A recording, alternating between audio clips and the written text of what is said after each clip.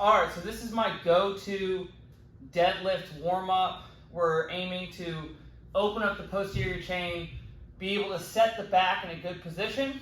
The first thing we're gonna start with is band hamstring stretch. So I will say, if you're laying on your back and you can keep your leg completely locked and bring it to 90 or like 80 or higher, so it's a 90-degree angle, right? About 80. You're probably good. You can honestly skip this one. If you're shorter than that, this is gonna help you a lot because your hamstrings are what's limiting your ability to set your back in a good position. So 12 reps on each side.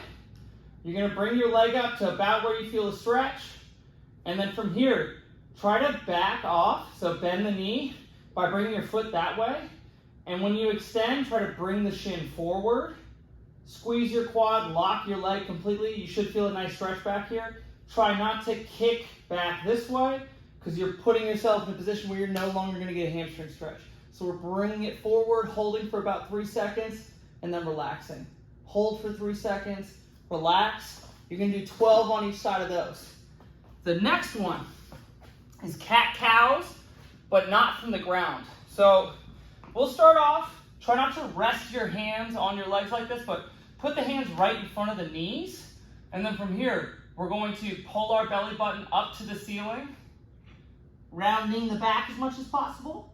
And then we're gonna arch the back as much as possible, pulling the belly button down to the floor and lifting our tailbone and head and upper back as much as we can. I want you to over-exaggerate this.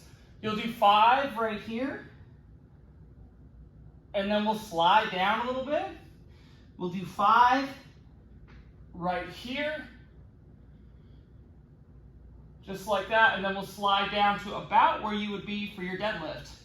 So touching the tongue of your shoes if you can, and arch as much as you can, round.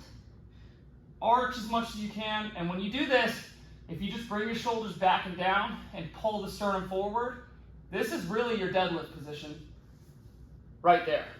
So that's what we're working on. And then the last one, to kind of, again, warm up the hamstrings, is RDLs with just an empty bar. So you can take the bar.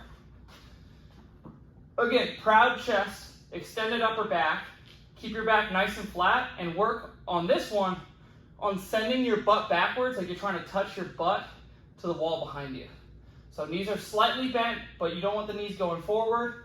Hips go back, back, back, back, back, until I can no longer push them backwards. Once I get to that point, I should have a hamstring stretch. If I go past that point, you're kind of just using your back to get down there. So make sure you don't go past the stretch. Drive your hips back, get a stretch, drive your hips forward. And you should do 8 of those. 2 rounds is probably good. You can work on 3 rounds. Maybe if you want to get a little bit more work, especially if you're really tight. And that is my go-to deadlift warm-up.